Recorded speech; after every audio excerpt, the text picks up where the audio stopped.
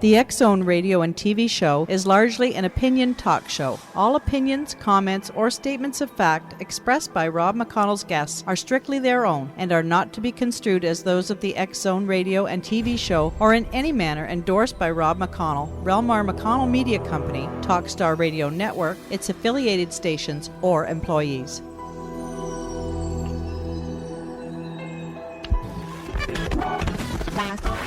All Hit Radio.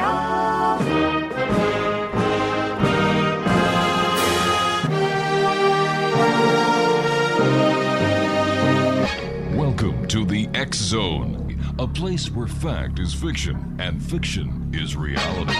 Now, here's your host, Rob McConnell.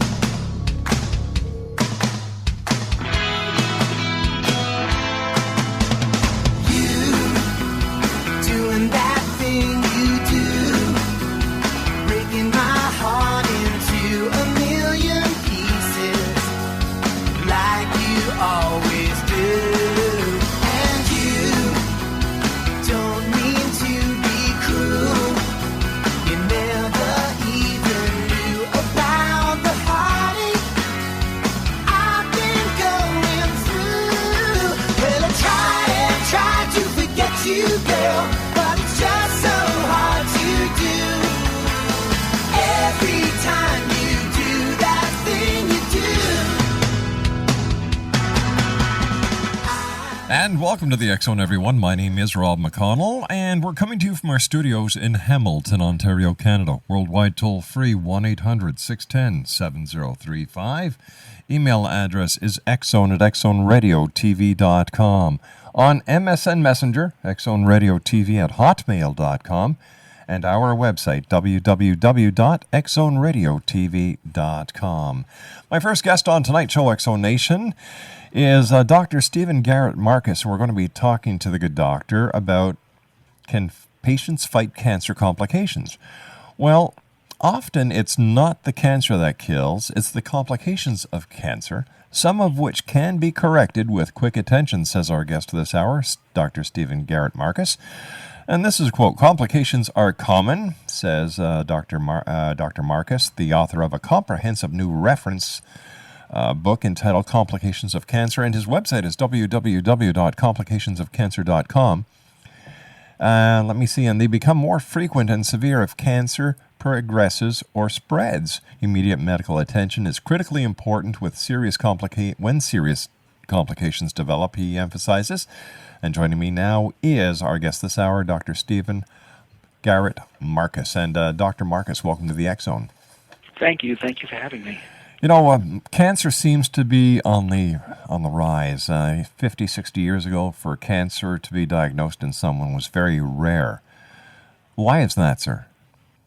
I think it largely is based upon, first, increased recognition of cancer, increased ability to diagnose cancer in its earliest stages, but also its changes in many of the habits that produce cancer. And of course, the most common habit producing cancer is cigarette smoking. Cigarette smoking is very highly associated not only with lung cancer, but with a variety of other very serious cancers, such as cancer of the throat, cancer of the esophagus, and cancer of the bladder. And so smoking, which increased probably quite a bit after World War II, when it became very common to smoke, is a big problem. And also overeating, excess calories, has also been linked to an increasing risk of cancer. How dangerous is secondhand smoke? Is it as dangerous as the person who takes the first puffs and actually gets it into their lungs? Secondhand smoke is very dangerous, although it's not as dangerous to be exposed to secondhand smoke as to be smoking oneself. But often you see people who smoked for years and then stopped, and then years later developed lung cancer, but often they're living in the house with someone else who didn't stop smoking.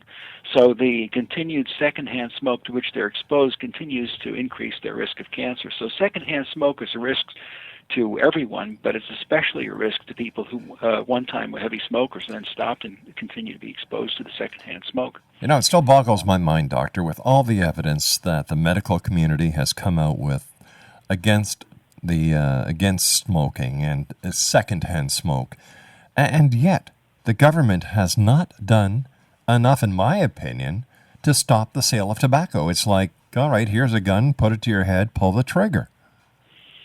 It's very difficult to regulate. It's very difficult to regulate that type of behavior. But what they can do is stop smoking in public places, indoors, and in some college campuses, for example, they're now stopping smoking out of doors as well. But whatever can be done to discourage smoking without infringing on people's feelings of civil liberty, I think, are quite important. That brings up a whole new different topic. Where does civil liberties end, and where does the actual concern for a person start? We're going to be talking more to our guest this hour, Exonation, Dr. Stephen Garrett Marcus. He is the author of a new book, Complications of Cancer. His website, www.complicationsofcancer.com. My name is Rob McConnell. This is the X-Zone. The good doctor and I return on the other side of this commercial break as we continue from our studios in beautiful Hamilton, Ontario, Canada. Don't go away.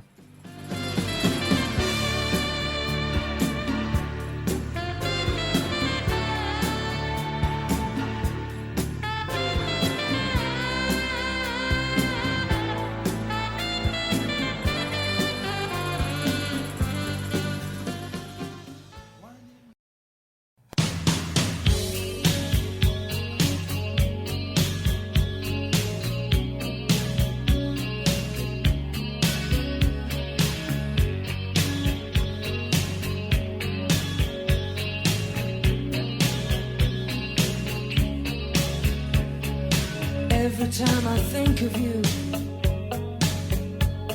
I always catch my breath, and I'm still standing here, and you're miles away, and I'm wondering why you left.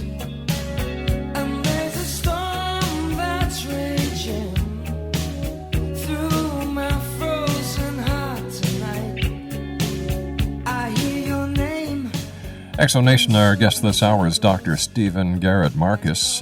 He received his medical degree from New York Medical College and completed a medical oncology fellowship at the University of California in San Francisco. As a senior research executive in biotechnology and pharmaceutical industry since 1985, he played a lead role in developing beta-seron as the first effective treatment of multiple sclerosis, and has led a multinational research teams for other treatments. Dr. Marcus is president and CEO of a biotechnology company developing new treatments for cancer and other life-threatening illnesses. His website, www.complicationsofcancer.com. Doctor, what are the most commonly held myths about cancer treatment that you can debunk? Well, I think that one of the most commonly held myths is that cancer is either curable or not curable, and that if it's not curable, that there's nothing much that can be done to treat the cancer. Cancers are, of course, often curable by surgery, but even if they're not curable by surgery, there are a wide variety of treatments that are available that can greatly extend life and improve quality of life.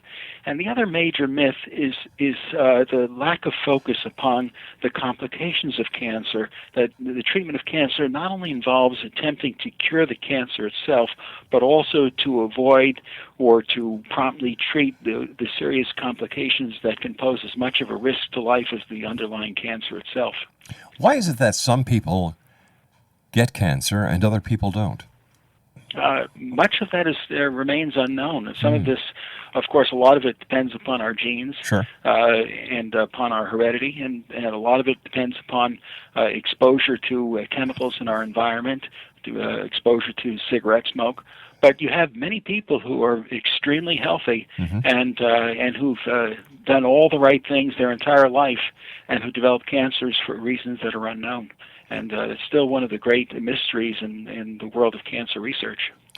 When doing any research for cancer, or as well as the great work that is done by the medical profession around the world and helping those with cancer overcome or best as they can cope with cancer, what percentage of patients, doctor, would you say experience complications, and what are the major complications that they would face?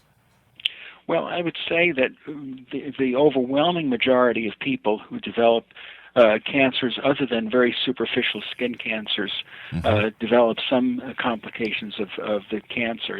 If a cancer is superficial or is easily treated by surgery, then often there are no complications at all. But if the cancer is at a stage where it becomes difficult to treat or difficult to cure, or if cure is no longer possible, then the overwhelming majority of people will have some form of complication of the cancer at some point over the coming months or years.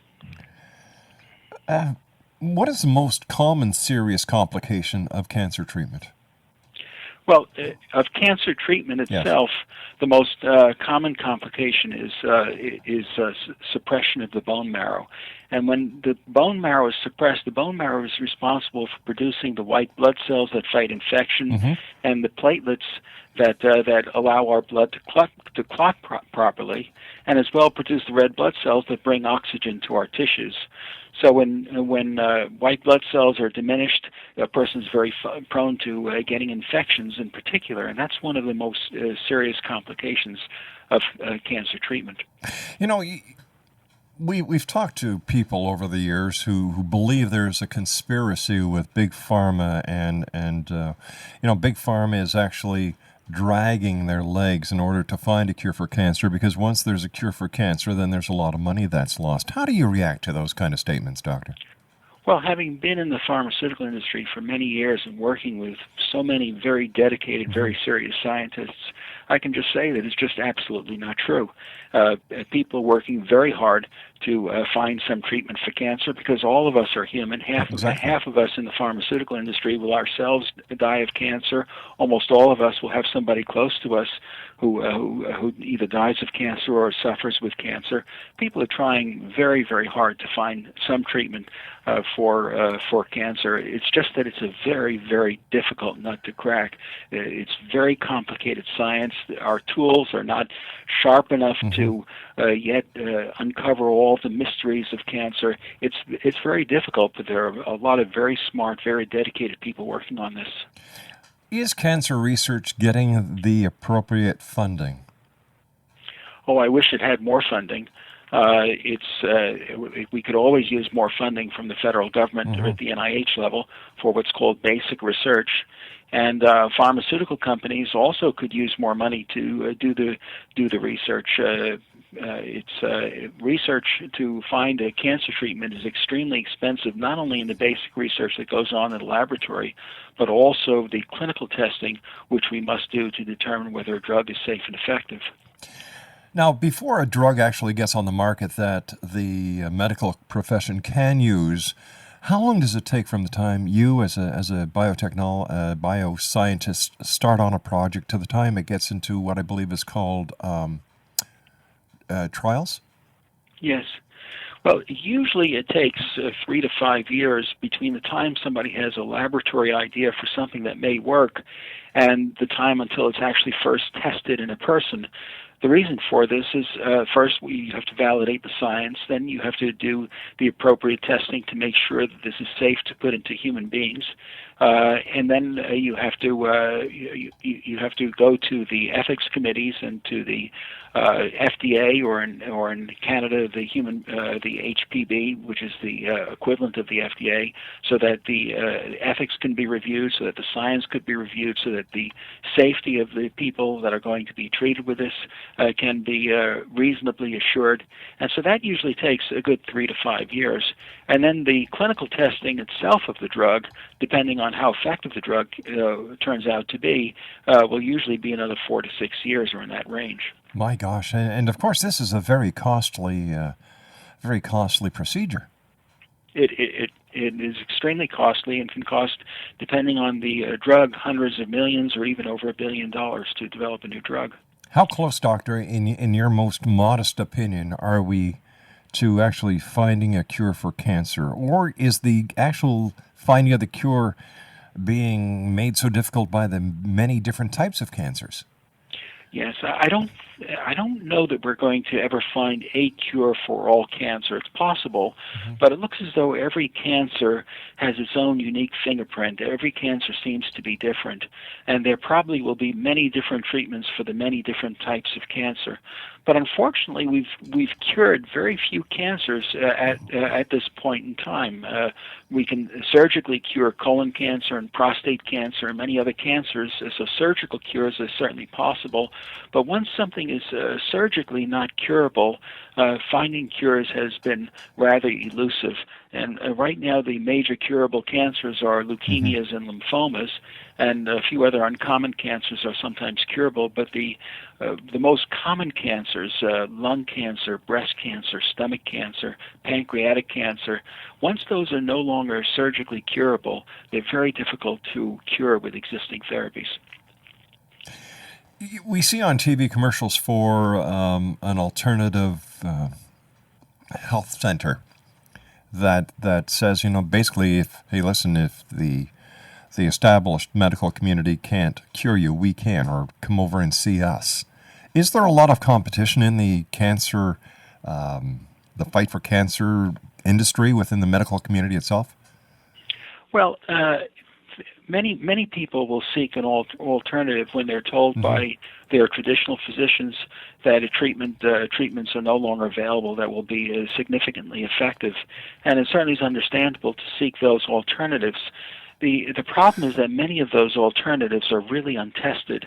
And when you look beneath the surface of those alternatives, they often have people with very suspect credentials and often charging a large amount of money.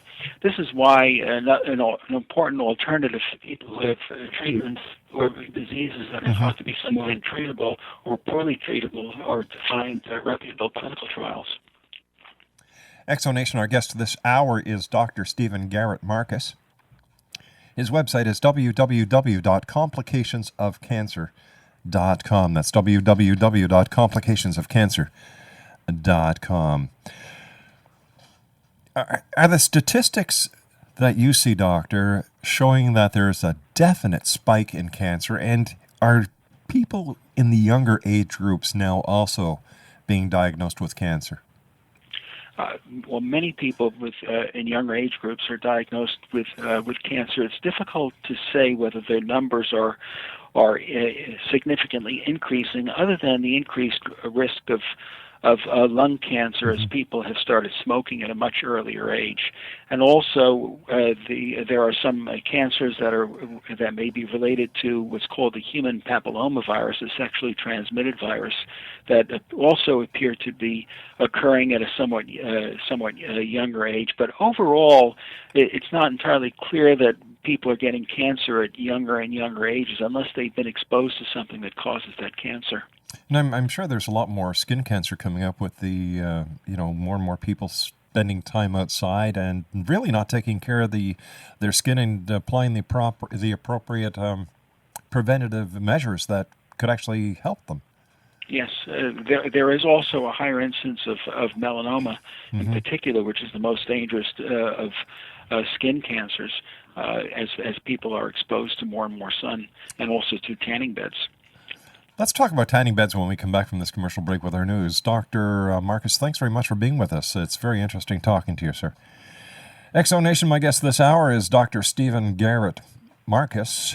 He is the author of Complications of Cancer, www.complicationsofcancer.com. And we'll be back on the other side of this commercial break with the news as the Exxon continues with yours truly, Rob McConnell, from our studios in Hamilton, Ontario, Canada. Don't go away.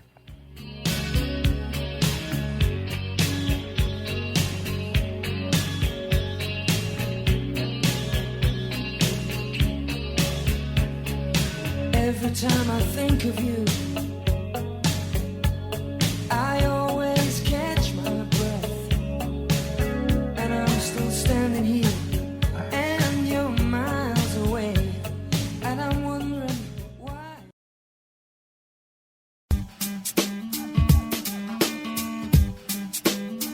You're listening to the X Zone Radio Show, live and around the world on the Talkstar Radio Network. X Zone Broadcast Network, UK High Definition Radio, Euro High Definition Radio, and Star Cable. Our toll-free telephone number worldwide is 1-800-610-7035. Our email address, xzone@xzoneradiotv.com. On MSN Messenger, xzoneradiotv@hotmail.com. And our website, www.xzoneradiotv.com.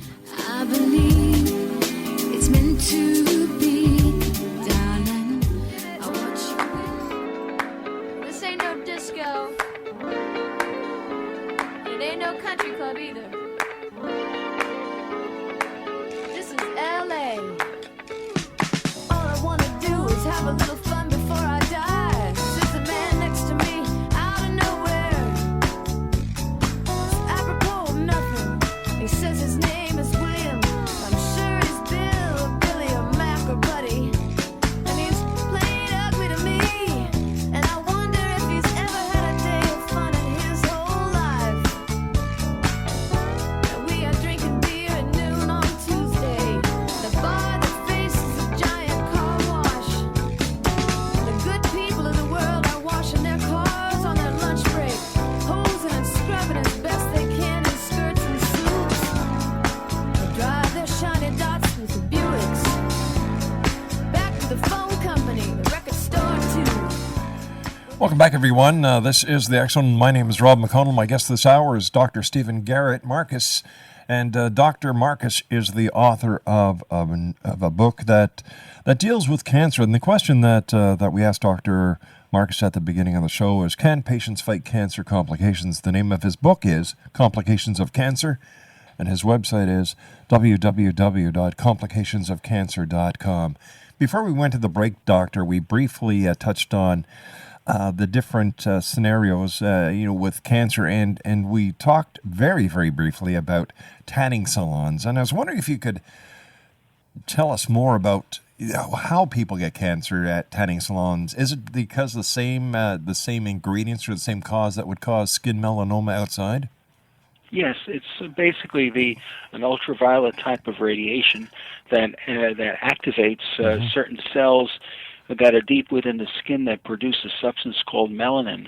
They're called melanocytes. And when these cells are activated and you basically tickle their DNA, it can cause the DNA to suddenly become abnormal, and those cells then can begin to grow and multiply. And when this happens, then they can turn into the malignant melanoma cells. So exposure to tanning salons also gives you a very concentrated dose of this harmful type of ultraviolet radiation. I understand in some states and provinces they're actually issuing health warnings, and they're actually putting an age limit onto the people who can actually go into these units. Yes, I think that's a very good idea. But if someone does go to these units, then it's very important that they see a dermatologist regularly so that their skin can be very carefully examined from the top of their head to the bottom of their feet to make sure that none of these melanomas are growing, because at that point the best chance of curing a melanoma is by early identification and then by removing the melanoma surgically. Somebody's probably saying, all right, it's only a small little dot, who cares? But what are the complications of a person who doesn't detect the small melanoma, and how can it grow and how dangerous can it be?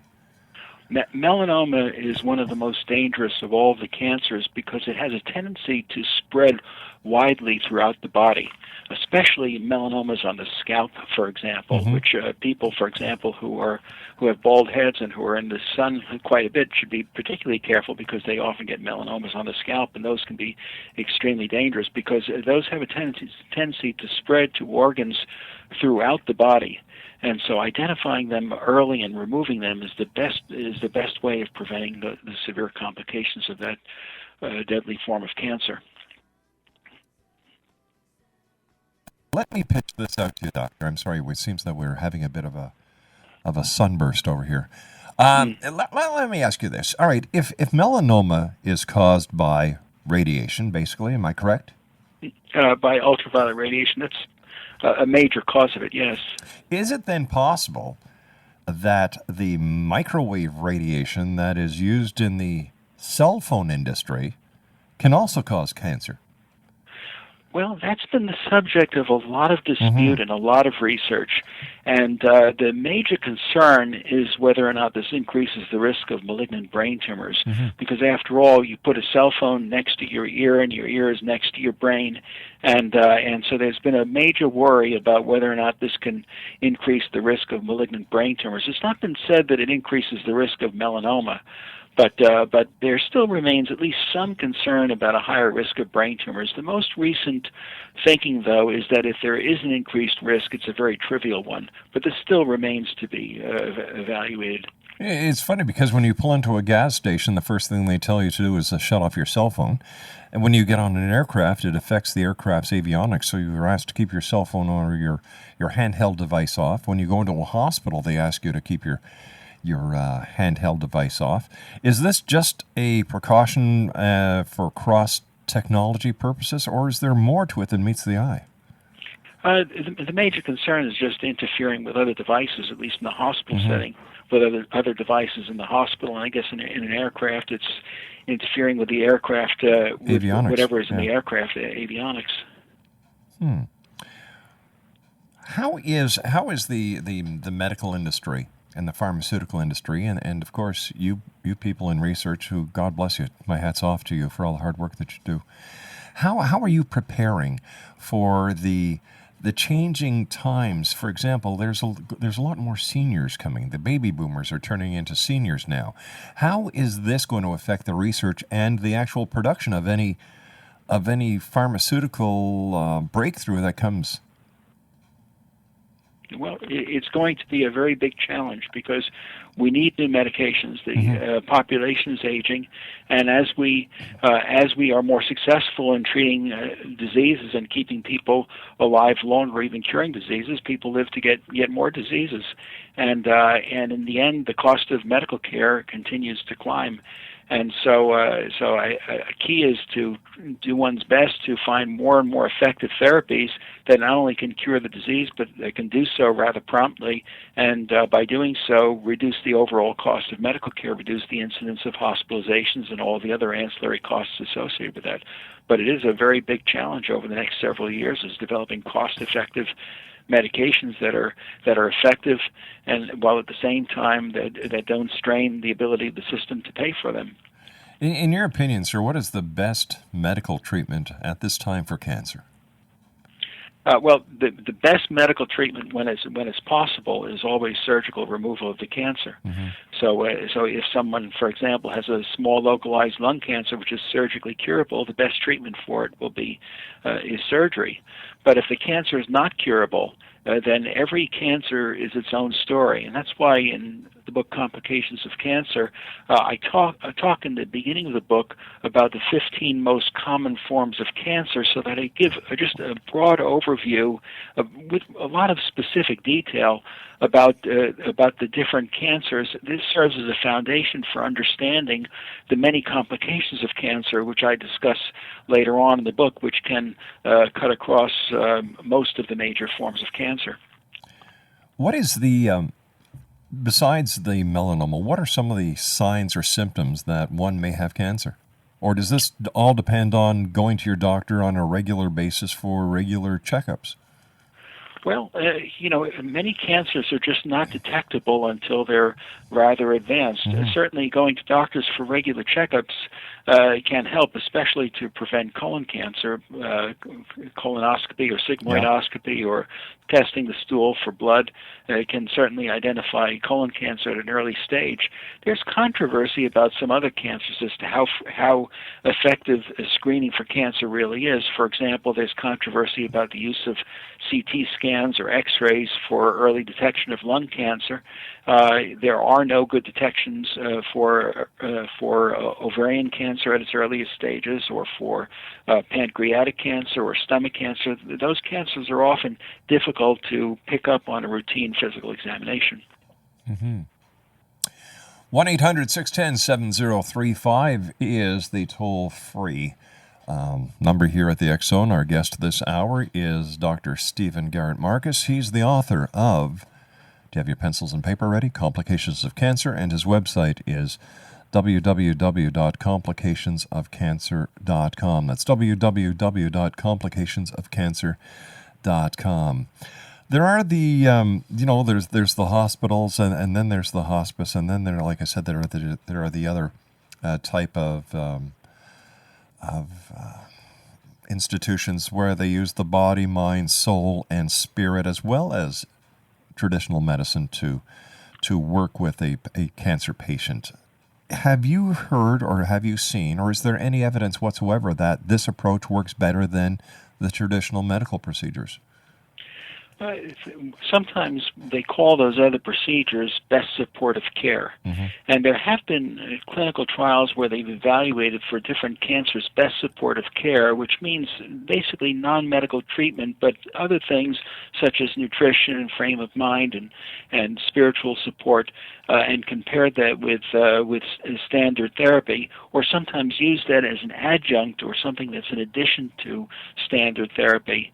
And what usually is found is that when added on to standard therapy, it can be very useful. Now, of course, it depends on what type of so-called alternative therapy there is. There are many alternative therapies that themselves can have quite a bit of toxicity. For example, years ago, it was very common to give intensive high colonic enemas on a frequent basis to people with cancer, and often all that did was dehydrate and weaken people and had no benefit whatsoever. So not all alternative therapy is effective, but as an adjunct to standard therapy, many of these forms of therapy have been found to be useful. Is there a way that we can start knocking down the number of people who contract cancer, without having to depend on the medical research that's going on, the pharmaceutical industry? Is there something that John Q. Public can do, or try and get their governments to do? We talked briefly about the cigarette problems and the human rights. But what about the people who suffer from the secondhand smoke of these smokers who are infringing on their rights? Yeah, there are many clinical trials that are in progress of things which are called chemopreventive agents, which means medicines or vitamins that might prevent cancer in people who are exposed to cancer-causing agents such as secondhand smoke. And so far, nothing really stands out as preventive. But the only thing that one can say is that just looking back over broad populations, what we know is that people who eat more fruits and vegetables, and some particular fruits such as blueberries and strawberries and raspberries, and people who eat a lot of green leafy vegetables, seem to have a lower incidence of cancer, and they probably do have some preventive effect in people who are otherwise exposed to cancer-causing agents such as secondhand smoke. In your opinion, what are some of the steps that listeners can do to better their chances to prevent cancer? I think the first is to restrict calories. By restricting calories, I don't mean something to an extraordinary extent, but not eating to excess to the point of becoming obese, because obesity is clearly associated with an increased risk of cancer. And then cutting back somewhat on not only on red meat, but also on highly processed red meats and on barbecued meats that can decrease the risk, and increasing the intake of green leafy vegetables and fresh fruits. Are we talking about barbecued meats that are charred, or are we talking about barbecue meats that are even seared using the new propane units that have no charcoal? Yeah, it's primarily charred meats. I see. Primarily charred food. Geez, I wonder if over time there's been a study done to see if there are a number of firefighters who have come down with lung cancer because of all the smoke that they eat. Yeah, it's a good question. I don't know the answer to that. Doctor, our time is nearly up here. Could you give our listeners an idea on how they can get a copy of your book, sir?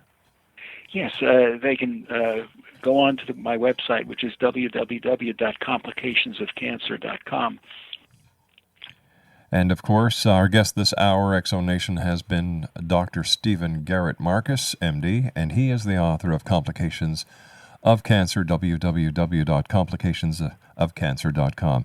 Doctor, I want to thank you so much for joining us. It's been a great pleasure talking to you, and I wish you success in the future. And thank you for all the great work that you and other researchers and doctors around the world are doing to help eradicate this awful disease. Thank you. Take care, Thanks sir. for having me. There we go, Exo Nation. Once again, can patients fight cancer complications? Well, my guest this hour has been Stephen Garrett Marcus, MD. He received his medical degree from New York Medical College and completed a medical oncology fellowship at the University of California in San Francisco. As a senior research executive in the biotechnology and pharmaceutical industry since 1985, he played a lead role in developing beta-seron as the first effective treatment of multiple sclerosis and has led multinational research teams for other treatments.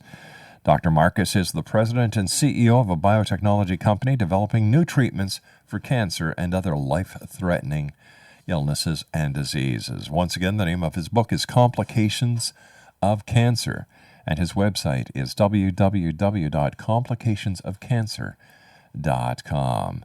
Now, I'll be back on the other side of this commercial break. And when we come back, we're going to be talking about Article 365 of the Criminal Code of Canada, which states, doing psychic readings for a consideration is against the law in Canada. My name is Rob McConnell. This is the X Zone.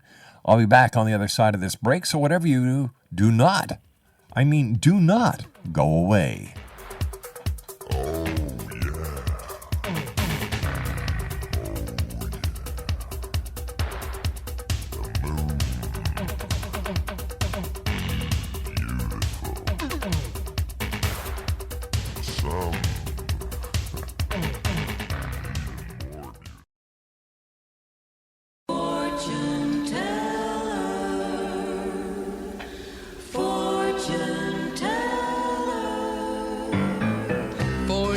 Teller, can you see what my future's going to be? Can you see it all in your crystal ball? Have you got a dream for me? Fortune teller, is she free? Has she waited just for me? You can see it all in your crystal ball.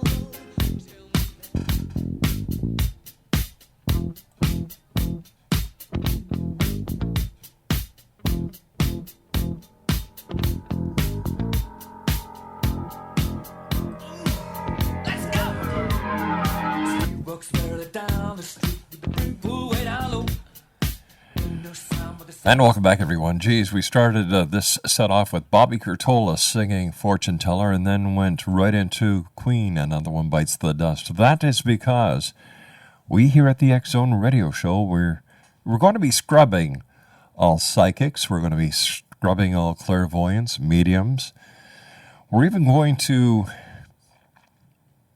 lift we're going to have to stop having those who talk about witchcraft and sorcery on the show, because according to Article 365 of the Criminal Code of Canada, and this is right out of the law books, everyone who fraudulently, A, pretends to exercise or to use any kind of witchcraft, sorcery, enchantment, or conjuration, B, undertakes for a consideration to tell fortunes, or C, pretends from his skill in or knowledge of an occult or crafty science to discover where or in what manner anything that is supposed to have been stolen or lost may be found, is guilty of an offense punishable upon summary conviction. Basically, what this means is that anybody, and this is our interpretation, anybody who tells fortunes or gives psychic readings and is paid by you, the listener, you, John Q. Public, you, a citizen of Canada, they are breaking the law. Whether they are sitting in front of you at a psychic fair, whether they are on your telephone, or whether they are doing it over the internet.